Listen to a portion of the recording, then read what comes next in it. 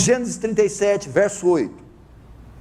Então lhe disseram seus irmãos: reinarás com efeito sobre nós, e sobre nós dominarás? E com isso, tanto mais o odiavam, por causa dos seus sonhos e de suas palavras. José tem o sonho, e conta a sua família, e conta aos seus irmãos. Depois que ele conta, os seus irmãos mostram completo desprezo pelo irmão. Completo desprezo. Aqui nós vemos José viver o drama do desprezo familiar. José era desprezado pelos seus irmãos. José foi desprezado por Rubem, Simeão, Levi, Judá. É o drama da rejeição. José foi um menino rejeitado pelos seus irmãos. Eles não fizeram conta alguma do seu sonho, não fizeram conta alguma do que ele havia contado, simplesmente o ignoraram. Isso acontece em muitos lares, entre filhos, ou com a esposa, ou com o marido, pais que têm preferência por um filho e simplesmente rejeitam os outros, ou rejeitam o outro. Pais que têm filhos e simplesmente têm preferência por alguns e desprezam os outros. Pais que dizem para os seus filhos, ou que pelo menos demonstram: você não é o filho que eu gostaria de ter, você não é a esposa que eu gostaria de ter, você não é o marido que eu desejei. Esposas que demonstram completo desprezo pelo seu marido, ou maridos que demonstram completo desprezo por suas esposas, ou membros da família que se sentem rejeitados, que vão no gabinete pastoral e dizem: pastor, meu pai me rejeita, pastor, meu marido me rejeita, pastor, meus filhos me rejeitam, me repudiam. Tem pessoas que vivem esse drama dentro da sua família. E notem, ele era um menino talentoso, que veio contar um sonho, mas era um sonho profético, e um sonho espiritual, e eles não fizeram caso algum do dom dele, caso algum do seu sonho profético. Isso acontece também na família, membros da família que ignoram seus dons, não se importam com seus talentos, não dão nenhum valor às suas qualidades. Pais que desprezam completamente a inteligência, o talento dos filhos. Maridos que não reconhecem o esforço, o dom, a abnegação da esposa. Esposas rixosas que não veem o quanto seus maridos são dedicados. Resumindo, o menino senta à mesa para mostrar como Deus havia usado, como ele se destacou e ele viria a ser. Eles mostram ali, com aquela situação, que José não tem nenhum valor para eles. Pessoas, meu irmão, pais, maridos, esposas, que não reconhecem o valor que você tem. Você está sentado aqui, adolescente, ou chefe de família, homem ou mulher, você tem valor, você é especial, você é uma pessoa dentro da sua capacidade talentosa, mas o seu pai não vê isso, a sua mãe não vê isso, seu marido não reconhece isso, seus filhos não veem isso. Era o drama de José, tem valor nenhum.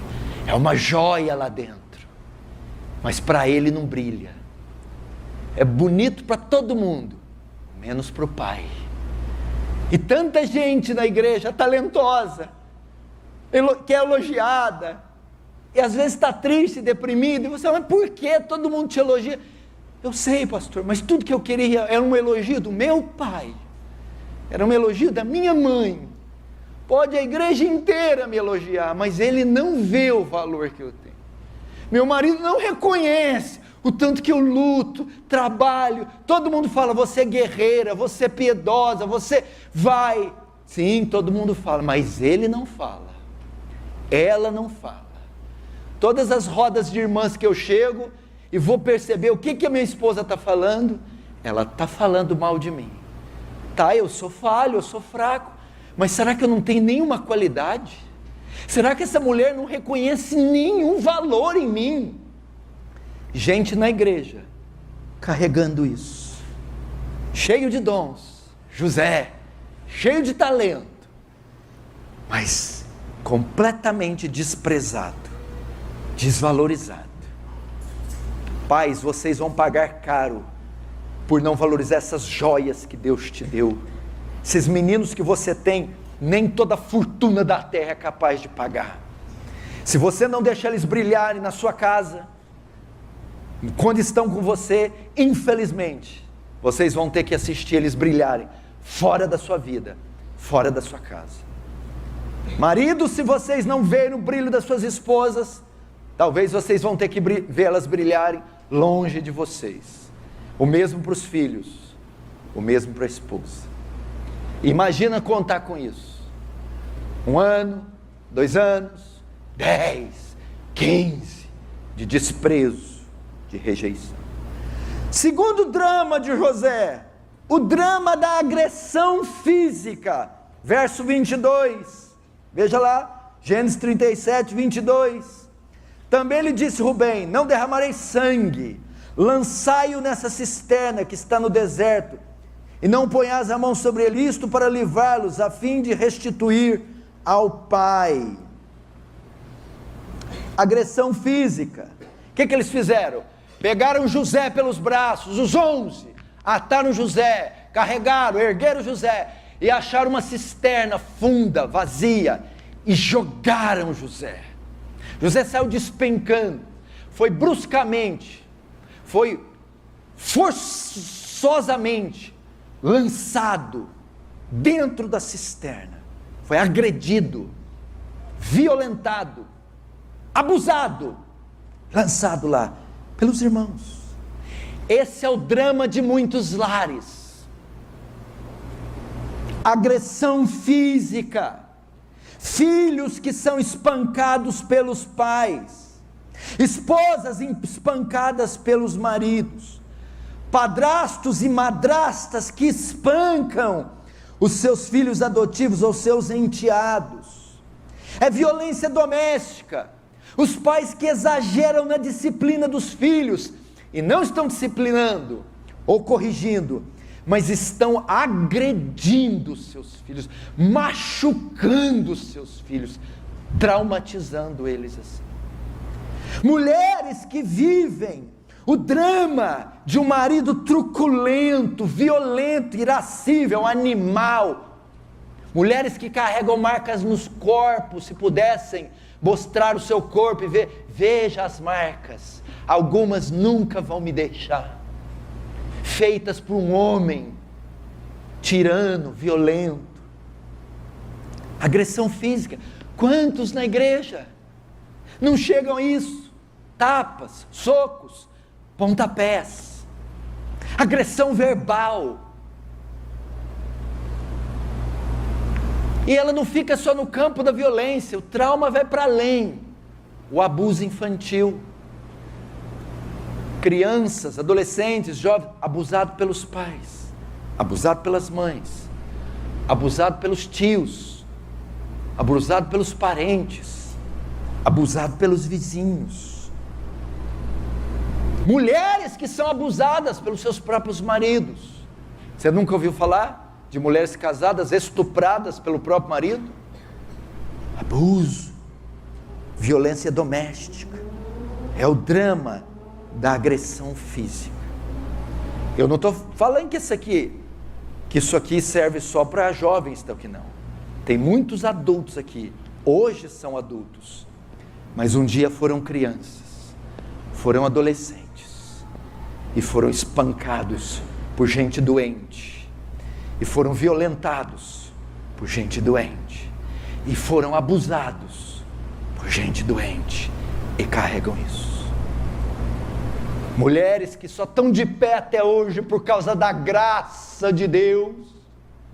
Eu não estou falando de um caso ou dois, de um ano ou dois, de uma vida inteira sofrendo ameaça, agressão, abuso. José, o drama da rejeição, do desprezo, o drama da agressão física. Eu não tenho ideia se alguém está aqui e passou por isso. A maioria não vai confessar essas coisas, mas à medida que eu estou falando, memórias vêm na sua mente, flashes, nuances, cores, e só Deus sabe o que você passou para chegar até aqui. É o que José passou. 50, olha só meu Deus, verso 20 e 21, 50, 20 e 21. Vós, na verdade, José falando para os irmãos, vós, na verdade, intentaste o mal contra mim, porém Deus o tornou em bem para fazer como vedes agora. 21, não temais, pois eu vos sustentarei, a vós outros e a vossos filhos. Assim os consolou e lhes falou o coração. Você entendeu? José está falando com os 11 irmãos, não fiquem com medo, eu vou sustentar vocês e os seus filhos. E consolou eles e falou o coração. Você não entendeu? Eu entendi. Aqui, José já está no trono. Faraó coloca ele como governador, o segundo em autoridade debaixo de todo o Egito, só atrás de Faraó. José agora está por cima da cocada, ele tem um trono, ele tem um palácio, ele tem um cetro, ele manda e desmanda no mundo inteiro. Os irmãos dele são pegos, e ele manda trazer a presença deles. Sabe o que vai fazer agora, Ângelo? Agora é hora de eu me vingar desses desgraçados. 13 anos sofrendo, padecendo, me venderam, me agrediram, me desprezaram, me humilharam.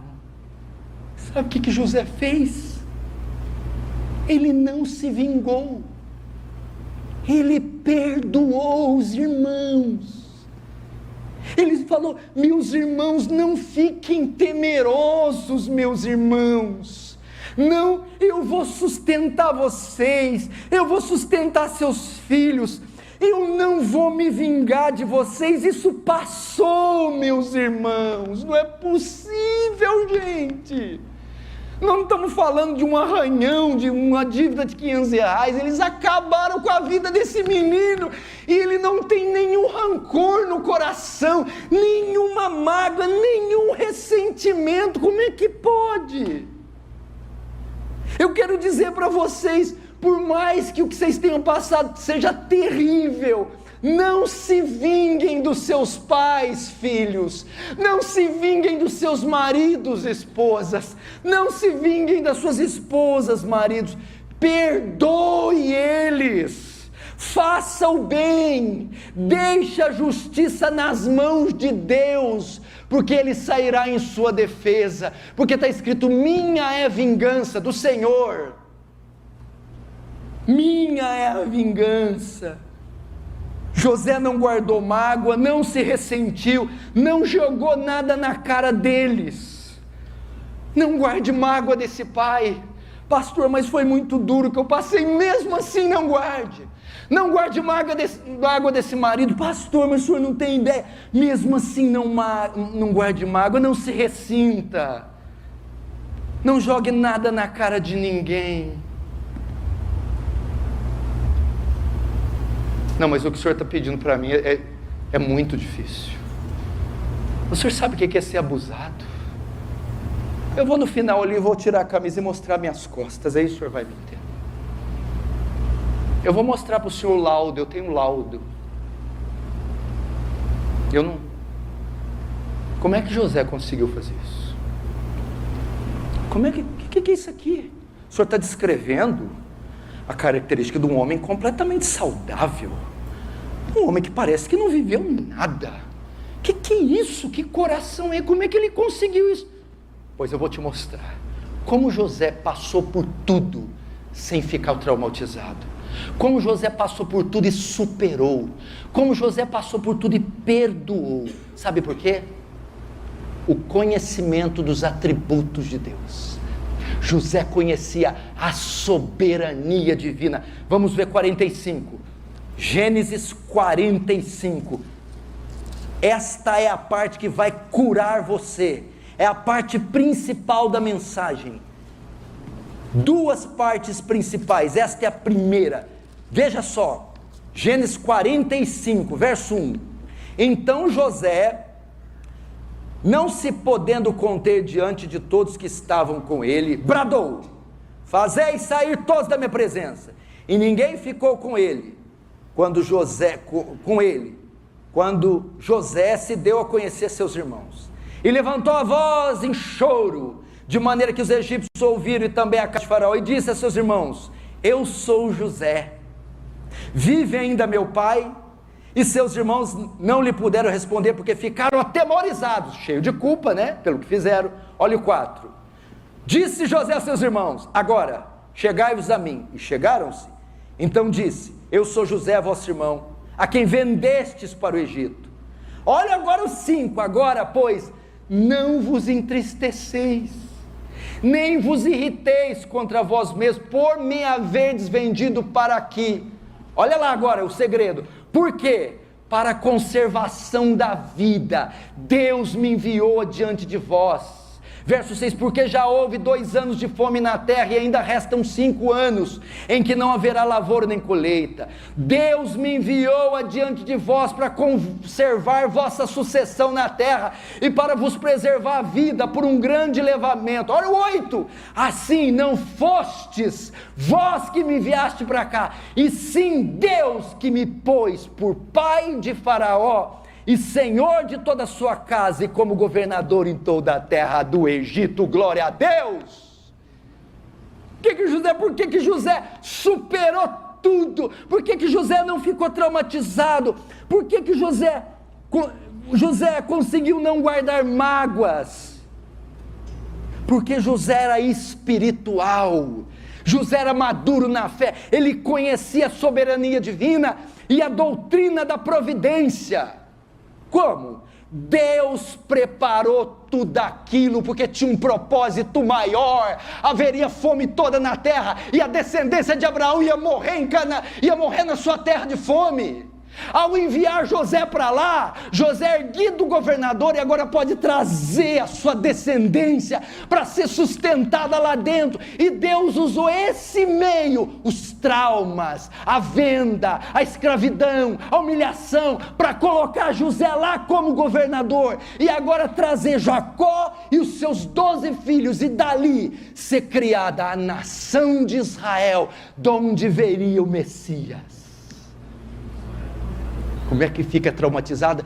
É como se José fala assim: José, os irmãos assim, 13 anos depois, José, ai, o que a gente fez?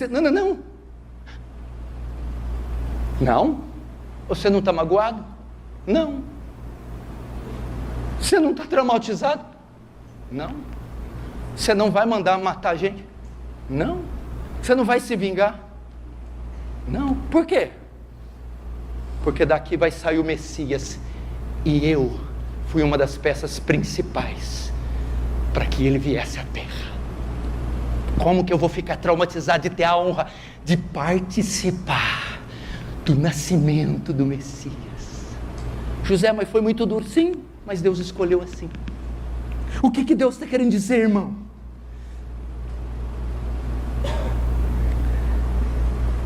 Não importa o nível do que você tem passado, o nível das coisas que você ouviu, o nível das coisas que você se submeteu, mesmo, escute isso aqui, você precisa de fé, mesmo as coisas mais traumáticas, mais horríveis, se você é crente, Deus está nisso, Deus está cuidando disso.